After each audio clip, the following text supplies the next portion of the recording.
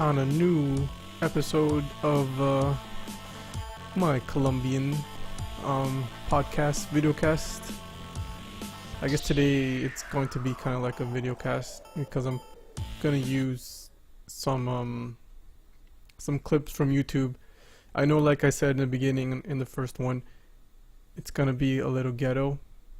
It's gonna be like a PowerPoint presentation, but hopefully, it's just so I can do this as fast as I can. The game was yesterday, so I kind of want to put this out as fast as I can and have the ideas out. Where to start? Well, let's start with the score. The dust has settled. Everyone's opinions were said. People were a little disappointed nonetheless. I didn't expect Egypt. I know with my predictions they were pretty optimistic, but I just didn't expect Egypt to play that way. I thought they were really gonna go for it. I thought they were going to the World Cup is just around the corner, so might as well try things out and try new strategies, new positions to play. You know what I mean? Just to like iron things out, make sure everyone's on the right page, and that everyone, and you might even just get someone new who just steps up to the plate now that Mo Salah was out for Egypt. I really thought it was gonna be a lot more open that game. Egypt kind of stood back and absorbed Colombia's attacks, which is Colombia's it's their weakness, because they just don't know how to break that pressure. Usually if it's, and like there is a way you can break that pressure, it's usually through like an individual play where a player does something crazy, some good maneuvering, gets a defender off him, breaks the line, charges downfield, and everybody's just trying to play catch up at that point, and you have your strikers and your midfielders getting into position for that assist. But Colombia always struggles when a team absorbs their attack, and they get a little frustrated. I know that game James Rodriguez was getting really frustrated because he was getting fouled a lot, which is, it shouldn't be. I'm not gonna hate on Egypt, or I remember the player that was doing it, but he was just constantly on James. I'm not really gonna hate on that because in the World Cup, when everyone plays to win, they're gonna go for James Rodriguez, and James Rodriguez can't be the only one dictating the moves, changing the tempo, creating the plays. It has to be a lot of people. The team has to be involved. If not, we're gonna struggle and we're not gonna get too far.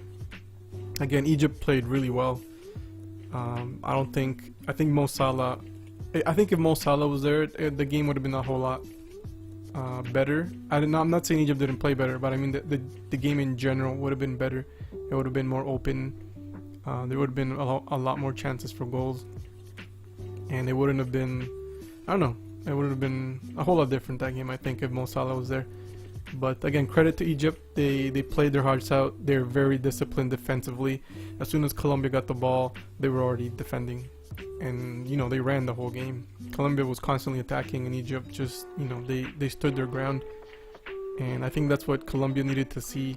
And I kind of knew that this was gonna happen, only because, like I said in my pre-game analysis, without Mo Salah there, Egypt is gonna have to do something different, something that they're not very comfortable with, and you could tell by the fouls that they were committing that they weren't very comfortable in their new roles. That they had to play that game without Mo Salah there. Their counterattacks were, Egypt's counterattacks did get a build up, but they just didn't get that finish. And their goalkeeper was crazy. He came out for everything.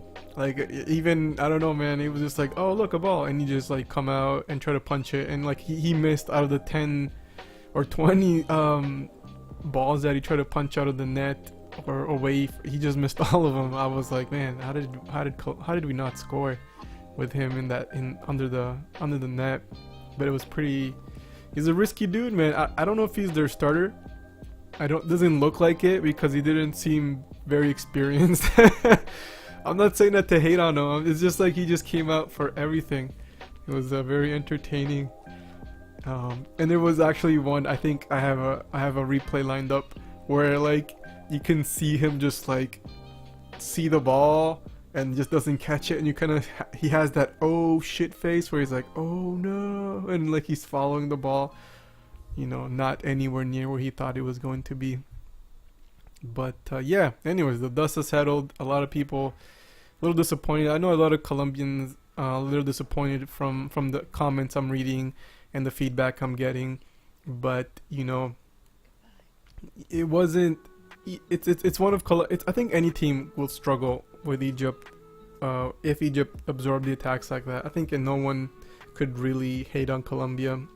I mean, it's good that this happened before the World Cup, because you know it's gonna happen in the World Cup, and Colombia's probably gonna see teams set up like this.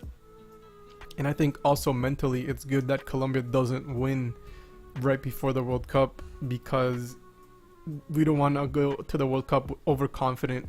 You know, just that overconfidence always hurts Colombia. And I think this game in particular, Colombia was overconfident because they thought, you know what, Mo Salah isn't going to be there, so they didn't work as hard. They didn't have to worry about certain defensive responsibilities as much, and they got, I think, a little bit lazy. And you know, the score could have been a whole lot better in Colombia's side. There was a lot of chances, but they just, you know, that finish that Colombia has been lacking in the last couple of years since you know, since the beginning of these qualifiers in 2014.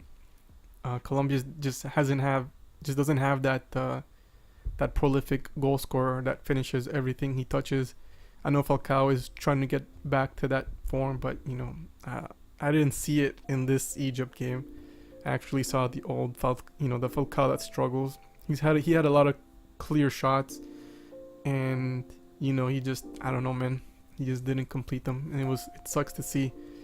And I'll talk about those moments more when I do the replay. Again, this is gonna be kind of ghetto, kind of PowerPoint-ish, but it's just so I can get this out as fast as I can. Low production value, but hopefully, you know, the information is good and everyone enjoys what they hear and what they see. Again, I've been getting a lot of good feedback, and I really appreciate everyone with their words. This is again my first podcast that I'm doing 100%, and you know, I'm still trying to get over that whole your voice thing, where you listen to your voice and you sound like, I don't know, like someone shoved the sock down your mouth and you just sound completely different. But I'm trying to get over that. And yeah. Alright, let's start with this. Let's start with the lineup, and then I'll compare it to my lineup. This was the lineup that Pekermans set up for yesterday's game, June 1st. A lot of weird things are in that lineup. It's a weird shape that he did. It looks like a 4-1-4-1. I've never seen that before. Pekermans stand the team like that before. It was kind of weird seeing that. It was interesting. I mean, it's a friendly, and it's good to try new things, but it obviously didn't work out. Mateus Uribe on the inside was kind of, you know, I mean, he got to the box a lot of times, but I think he's more of a creative player, and I think that's what happened to Colombia. They needed someone more creative, along James Rodriguez to to help out.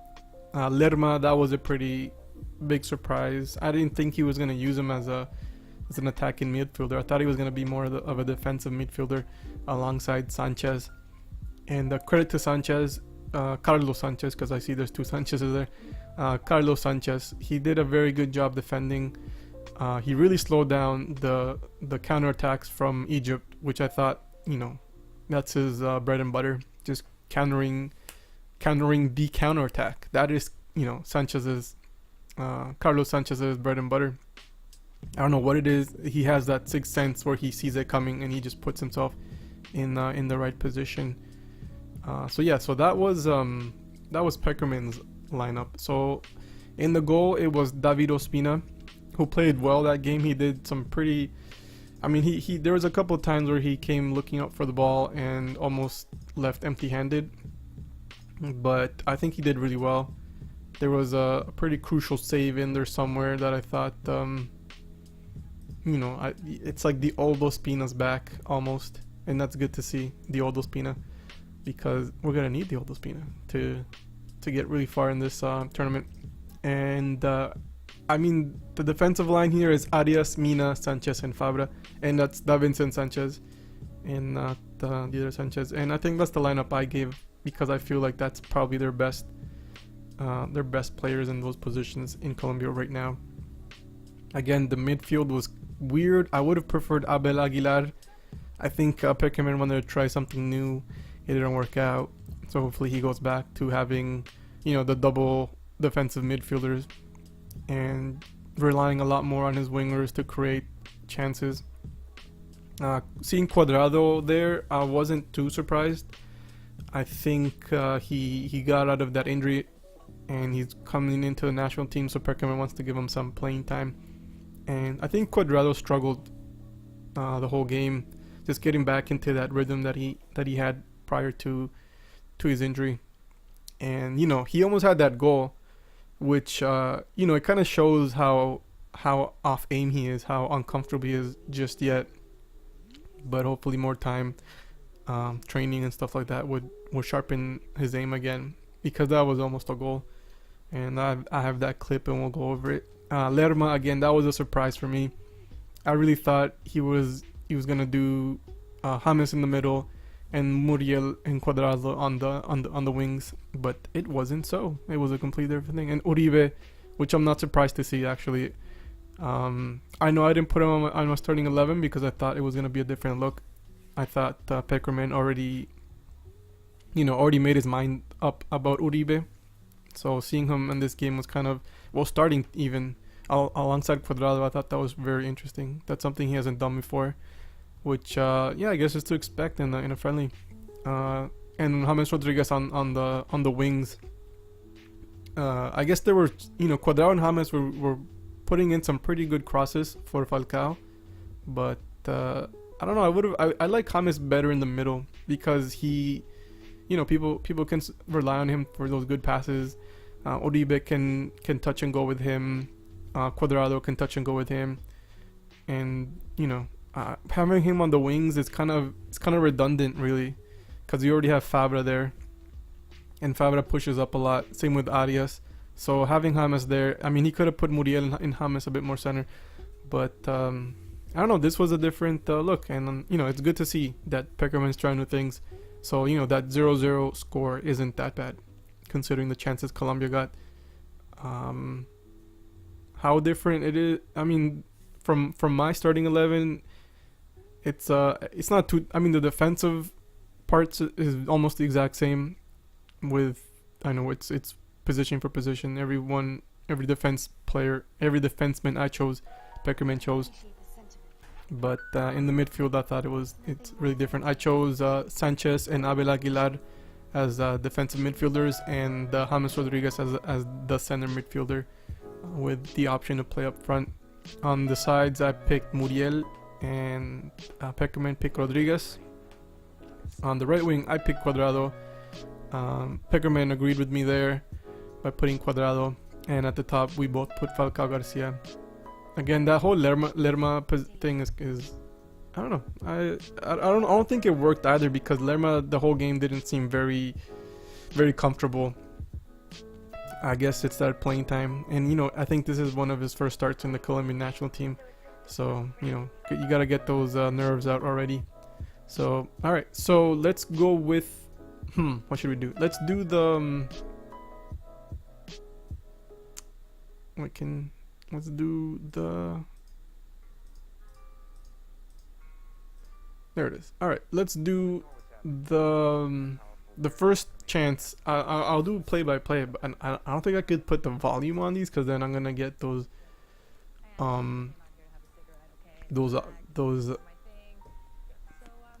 what is it, like the copyright notices where it's like you have copyrighted this. So I'm gonna do the play by play without volume, and this is actually the first chance that Colombia gets. It's in the 10th minute, 10:27. it's a cross from James to Falcao in the middle, and you can see Falcao there, Cuadrado's there waiting. Everyone's waiting for the cross, and so this is how that plays out. Which I was actually pretty disappointed. Wait, was it? Yeah, it is James. James is the one who. Yeah, that was him.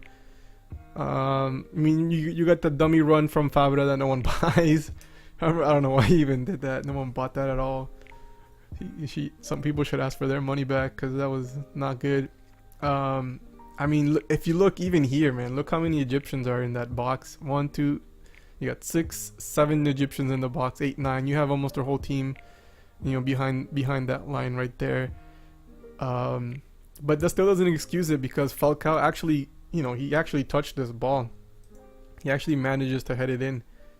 Oh, that was good too. That was like typical Falcao. I don't know if the ref would have, even if that went in, I don't know if the ref would have let that go because he did kind of jumped on that, the defenseman there. But the old Falcao would have scored this no problem. This actually ends, like it goes way on the side and you see that guy complaining. Falcao jumped me. Why would you? And yeah, he looks pretty upset. But yeah, I thought Falcao should have scored that goal. The old Falcao would have scored it. And that kind of worries me seeing that, because I know what Falcao can do, and he could do a whole lot better than that. Even man.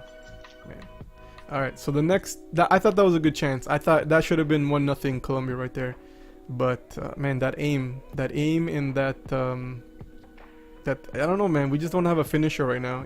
And our prolific goal scorer is not being prolific, and it's, you know, it's gonna hurt us. He needs to get better. This one is Cuadrado to Mateus Uribe. We have Santiago Arias. Look how high Santiago Arias is. You can see here Egypt's playing, it looks like a 4-4-2. I'm assuming the 2 forwards are up there somewhere, but we don't see them. So I mean, they have their whole team back here, and like they're very, very organized. Like, look at this. This is like a perfect 4-4-2 formation. Falcao's there. Mateus Uribe is on the left side, way up there. James is running in on the inside. Santiago Arias right there, pushing up really high. So I mean, you know, there's enough bodies where Colombia could make a play here, even break that line of 4, the first line of 4, which you know, Cuadrado does with that pass. He just makes this 4-4 position useless because the pass he makes is amazing. But here, let's play it forward. And oh, hold on, gotta turn that. I don't want to get sued. It's like, oh, you go kind of blew up my phone. We heard something. All right, so it goes in, and like, again, the Egyptian goalkeeper, man, he has dreams. This man has dreams, and he wants to like end up on the highlight realm, but he had no business coming out of it like that. The ball wasn't even close. I don't know if you can tell, but that from that blur there, but he just jumps out, misses the ball completely. Falcao's on the ground. Why is Falcao on the ground? It wasn't even. Well, I gotta see why Falcao's on the ground. What? He just slips. Falcao just slips. He's like, you know what? This is it for me. I'll watch it from here. So Falcao slips, which sucks. He shouldn't be slipping like that. He should maybe even get that rebound if the goalie stops it. But look how where the ball. I mean, you can't really see it, but from there you can see the goalkeeper just wanting to get that. Completely misses it. That should have been a goal. That goes. Uribe should have done a whole lot better. There was no one on him. I mean, there was the defender, but the defender wasn't even in that great of a position. Falls to the ground in shame. The goalkeeper is, you know, in no man's land right now, pondering the choices he's made up to that point. I don't even know why he's over there. And like the number 7 guy is like, "What are you doing, buddy?" Well, we gotta see that. Just how he opens his arms up. He's just like, "What are you doing? Why are you here? Why are you over there?" And yeah, Mateus Uribe needs to be very. I mean, look at it. Perfect pass from Cuadrado. Like, look, he's by himself, gets the perfect height. He's up there. He doesn't have to do anything. He just has to nod that ball. Wide open net. The goalie doesn't touch it, and he misses. And again, you can't do that in the World Cup. You got to finish these. these chances that you get. And man, that was really hard to see. I mean, hard to watch, because I almost threw something, because it's like our problem right now that we just can't score. All right, so the next one is actually a defensive mistake by Davinson Sanchez. I mean, the whole run-up play, it was really good run-up play by Egypt. They were playing that touch and go really well. Oh, let me just bring that back a bit, because I thought that was really good for Bolivia. I mean, Egypt. Wow. Yeah, that really good defensive.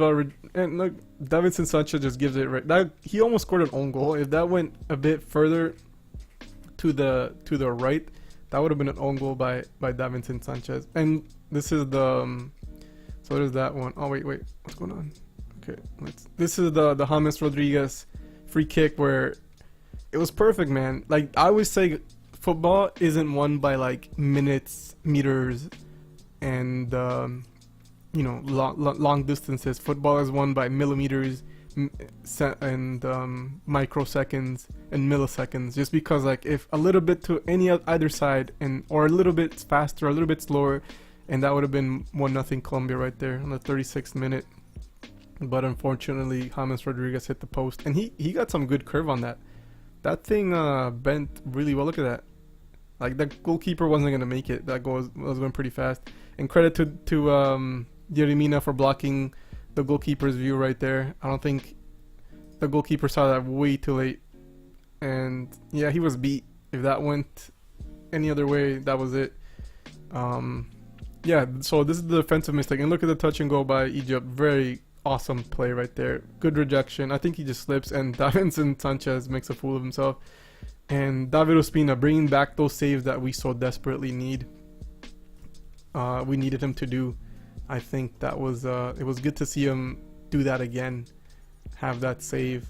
I thought you know, I thought that was really good. It was watching the old Ospina back. So we're gonna have, you know, defense again in the net. And I don't think Ospina made any mistakes this game. He was right on. He came out when he had to come out. He called out the ball to his defenseman. He was like the captain on the defensive end of that field, and that was really, really good to see. Just because, oh man, I don't know. I think Ospina, with the lack of playing in Arsenal, is not, you know, he's not there 100%. But this game really, you know, put a positive spin on that, and I'm really glad that I don't know, that he's back. All right, so the next one is that Cuadrado miss, which I thought, oh man, I thought it was going in. It was a goal. It was wide open net. Cuadrado just flicked it over. But again, this is where it shows, you know, that lack of playing time. He's not sharp. He's not as sharp as he used to be offensively. I mean, that should have been a goal. It was just a few seconds off, and that was actually started from a mistake, a defensive mistake from Egypt, which James pounced on, and they should have capitalized on that. I thought that should have been. I was like, this game should have been, with counting all those. Let's not count the Falcao one because that was 50-50, but Uribe, that should have gone in. This one should have gone in from Cuadrado. So I mean, and I think that's the only ones I'm like sure 100% should have gone in, like just because of all the chances they were getting. I don't know. I felt like it was hard to watch because, you know, they should have gone in. At least four should have gone in. Falcao should have done better. I think there was 2 headers, and there's another header that he had cleared. I don't think I have that one lined up ready to go, but there was a second header where who was it? I think it was James bent it in, and he was Falcao was between 2 defenders, and you know, he just doesn't have the aim anymore. He's not and he just, I don't know. I wish I didn't have to say that, but you know, it's a friendly. Maybe no one was trying 100%. And again, credit to the Egyptian goalkeeper, man. He has a heart of a lion. I know what he's doing. I know he wants to show that he deserves to be there. But I think the lack of experience that the keeper had was just, it showed there. And hopefully they gave him a second chance, because he was really trying, and you can see it in his face and the way he was, the execution wasn't 100%, but he was trying. So I thought the game for Colombia was all right. They had a lot of chances. Again, I'm concerned with their finishing. We were missing that player that can put the ball into the net. Egypt played a closed game. I don't want to say they parked the bus, because I think that's a stupid term to put onto a strategy that works, and it isn't against the rules. I think Egypt, like I said, absorbed Colombia's attack very well. They were disciplined defensively very well. And if Colombia wants to get really far in the World Cup, they have to be able to, if a team starts absorbing their attack, they gotta start going to their top players for that individual move that could, change the game, which Colombia doesn't have right now. I mean, they have James Rodriguez, and actually, when Quintero came on, I thought that was good. Quintero and James, they were both creating chances for the team, and I thought that was a really good duo. But when Quintero comes on, you lose some defensive edge, some defensive security. So, man, the game was good. It was entertaining. I thought it was going to be more goals. Like I said in the beginning, I thought Egypt was going to play differently. But, what can you do? I think it was a good game. Both the strategies were sound. Egypt was defending, Colombia was attacking. They just need to finish their, they have such good build-up play, and it's just disappointing when it just doesn't go in after some that James pass, that Cuadrado pass, which bent really well. I thought that was gonna go in too, and that Uribe header that I thought Uribe can. I know he can do better, and it's weird watching Uribe try to head it, because he's good with his feet. He has a really strong right foot. I mean, he scores screamers in Mexico for America. So again, it was weird seeing him go into the box and try to head the ball, but he actually got there and headed the ball. So the strategy isn't a complete waste of time, because there is a chance that he can get it. He just has to get used to heading it and scoring. But yeah, all right. Before this gets really long and redundant, that's it for me. The next one, I'm probably gonna do a Group H rundown, and I'm gonna go over all of the teams Colombia's gonna face in the World Cup. I don't know, there's a lot of predictions. A lot of people are saying that Colombia should definitely get out. Is Colombia even in Group H? Did I get that right? Yeah, Group H. Yeah, Group H. So I think it's not gonna be easy. I mean, everyone who's seen that game, I know Japan was probably watching that game with notebooks out, pen and pencil at the helm, and taking notes, and they kind of saw how Colombia played. How to just frustrate Colombia, because that was a pretty frustrating game from Colombia, and Colombia just needs to do better. They gotta open up the field more, do some individual plays. So yeah, all right. So Group H, I'll do the next one. Well, what is it? June 2nd. So I'll probably do a podcast, another one, when Pekerman finally decides the 23 players. He still hasn't decided, man. He's making everyone, he's keeping us in suspense, like who's going, because Borja didn't play this. Did Borja play that? No, I think Borja played that whole game. So it's like we don't know who's going yet, and he's just playing with our emotions right now. So I'll do one. When he finally decides the 23 players that he's taking, I'll do a podcast, a quick one. I'll run it down, give my opinions, and hopefully people give me their opinions, and we could have like a conversation. Again, the feedback I'm getting is really, really good, and it's glad to see people are enjoying my work and my opinions and my breakdowns of the Colombian national team. And yeah, I'll try to be more consistent, and I'll try to give everyone a heads up about what the next podcast is gonna be, so everyone kind of knows what's going on. So yeah, so the next one is gonna be when Pekerman finally decides the 23 people that he's taking to the World Cup, and then I'll do a Group H rundown. I'll go through Japan, Poland, and Senegal. Hopefully, I'll try not to go too in depth, so it's not like an hour long. I'll try to do maybe like 10 minutes each, and I know it's gonna be a hard group. I don't want to say Colombia's gonna get out of it. I would hope Colombia gets out of it, but Japan is gonna come in very strong. Poland's gonna come in very strong, and I'm not discrediting Senegal. Senegal is a really good team, and they're gonna come out to play. So yeah, all right. So thank you everyone for listening. Let me know how I did. Always, if there's anything I could do differently, let me know. I think that's it. Let me see am I missing anything? Is there anything else I want to say? No, that's it. Yeah, just let me know how I'm doing. And thank you for listening. I really appreciate it. And till the next one, peace out.